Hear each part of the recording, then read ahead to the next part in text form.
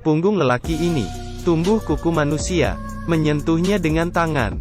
Sangat keras. Pria itu melihat bahwa dokter tidak ada di sini. Mengambil cermin, kemudian menjepit kuku itu, menarik pelan-pelan, dengan menahan sakit, akhirnya terangkat.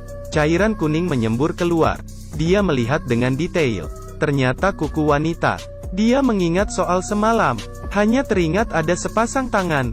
Sisanya dia lupa. Dokter pun masuk. Dia meletakkan cermin. Berpura-pura tidak terjadi apapun. Di sisi lain, pacarnya Samantha, mandi dengan air panas 100 derajat. Tapi dia tidak merasakan. Pembuluh darah hitam muncul di perut. Rambutnya pun rontok. Di perjalanan kerja, membuka kacamatanya. Mata menjadi merah.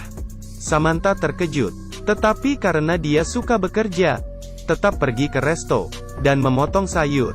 Dan setelah memberikan pada tamu, dia melihat kukunya lagi. Ternyata berubah menjadi warna ungu. Dia menyentuhnya dengan ringan. Kukunya tercabut. Samantha tidak merasakan sakit. Dia tidak berani percaya. Membuang kuku. Dan ketakutan. Dan melihat lagi.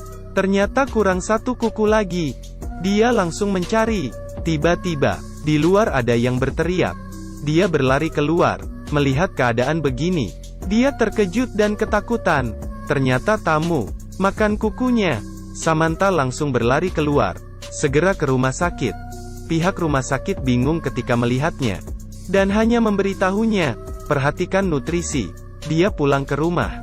Ketemu teman ibunya. Mereka terus komplain. Samantha tidak tahan. Mata yang merah menakuti mereka. Akhirnya dia pergi mencari sahabatnya. Sahabat melihat rupanya tidak ingin bersamanya. Samantha marah. Dengan kuat mendorong pintu sehingga sahabatnya terjatuh. Dia mencekik sahabatnya hingga mati. Dia juga tidak tahu kenapa dirinya begitu kejam. Dan pergi ke rumah temannya lagi. Juga terjadi hal yang sama. Teman-temannya dibunuh olehnya. Samantha memakai alat rias temannya. Mencoba menyembunyikan kengerian di wajahnya. Tetapi malah semakin menakutkan. Dia semakin menggila. Menyetir dengan cepat. Otaknya terus keluar gambaran yang horor. Dia mulai pingsan. Tetapi suara mobil semakin kuat. Sebuah suara keras. Samantha berhenti. Saat dia turun dari mobil, sudah berubah menjadi mayat hidup. Mencari mangsa di mana-mana. Tidak ada yang berani mendekat. Ibunya ingin mencegahnya. Kemudian, polisi menembak hingga mati. Tapi virus terus menyebar. Di sebuah reuni kelas, sang pria tiba-tiba mimisan. Darahnya menetes di atas kue. Teman yang tidak tahu, mengambilnya, memasukkan ke dalam mulut, dan memakannya. Kelihatannya sangat enak, di saat ini. Kemudian Riley masuk ke toilet. Darahnya keluar dari hidungnya. Sangat menjijikkan. Apakah makan terlalu banyak bawang? Terlihat lagi, sangat banyak darah yang keluar dari hidungnya. Bagaikan aliran darah. Dan semakin banyak. Dia ketakutan. Menutup dengan tisu. Dan segera membersihkan wastafel. Kemudian melihat dirinya sendiri. Ada apa dengannya? Dia hanya ingat. Semalam di mobil. Masih ada tangan lain. Sisanya dia tidak ingat. Keesokan hari. Dia masuk ke toilet lagi. Dia melihat. Semua cairan hijau. Dia terkejut dan bergetar. Berteriak. Tetapi cairan semakin banyak. Dia mulai merasa jijik. Langsung membersihkan toilet. Tiba-tiba, suara di telinga membuatnya kesakitan. Dia sampai menabrak pintu. Saat bangun lagi, mata kiri berubah menjadi merah. Badannya menjadi gatal. Membuka bajunya, dia melihat bahwa ada sesuatu yang bergerak di dalam kulitnya. Dia segera memakai topi dan keluar dengan kacamata hitam. Mengendarai mobil dengan cepat dan sambil menelepon dokter, tetapi tidak diangkat. Dia datang ke rumah dokter. Dokter dan keluarganya belum bangun. Dia sudah masuk. Istri dokter marah. Akhirnya Riley keluar. Dokter bangun dan ingin marah. Tetapi saat Riley melepaskan kacamata, dokter merasa ini masalah serius.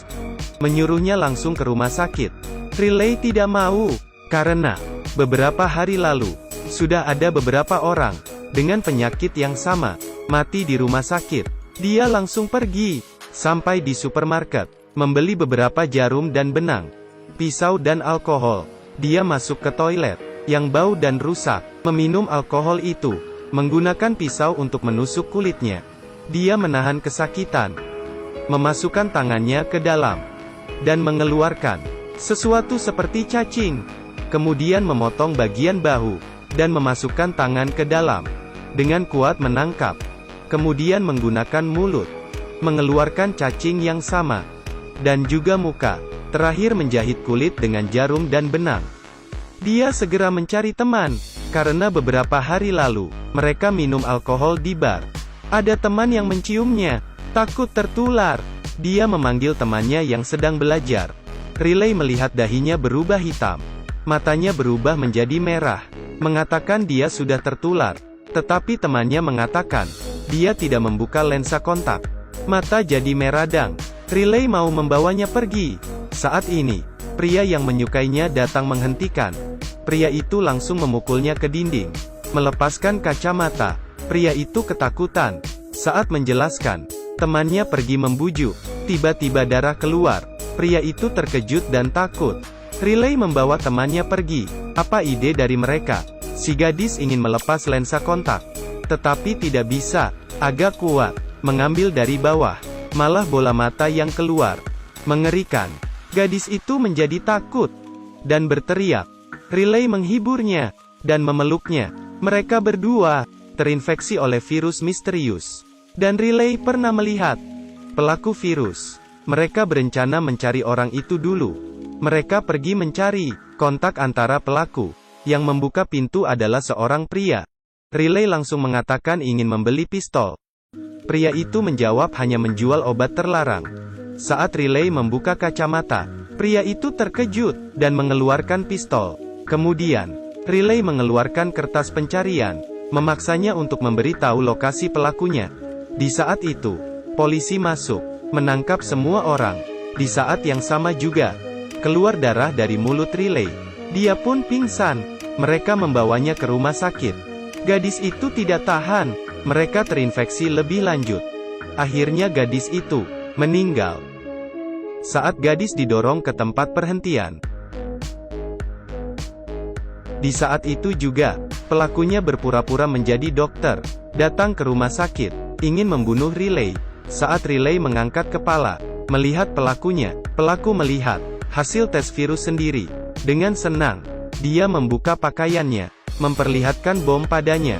Pelaku memiliki kepribadian antisosial. Polisi datang. Pelakunya dengan tenang dan senyum. Dia sudah puas dengan kehidupannya. Menjadi agresif. Tiba-tiba dua polisi yang tidak tahu apa-apa masuk.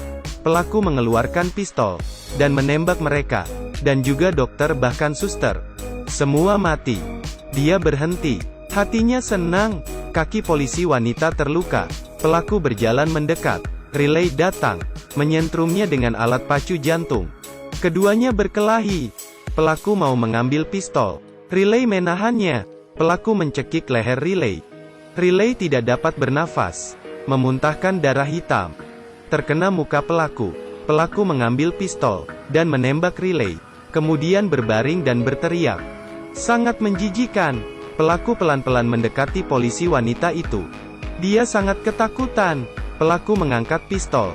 Saya adalah dewa akhir zaman. Tiba-tiba Riley melompat, menggigit pelaku itu sampai mati. Riley juga telah sepenuhnya bermutasi. Polisi wanita mengangkat pistol, dan menembaknya. Dokter pulang ke rumah, membuka lampu. Melihat istri yang duduk di kursi. Sudah bermutasi. Dan di perutnya, ada sesuatu yang sedang berjuang. Tampaknya infeksi yang sama masih terjadi. Saya adalah Da Chong Ming. Film selanjutnya lebih seru.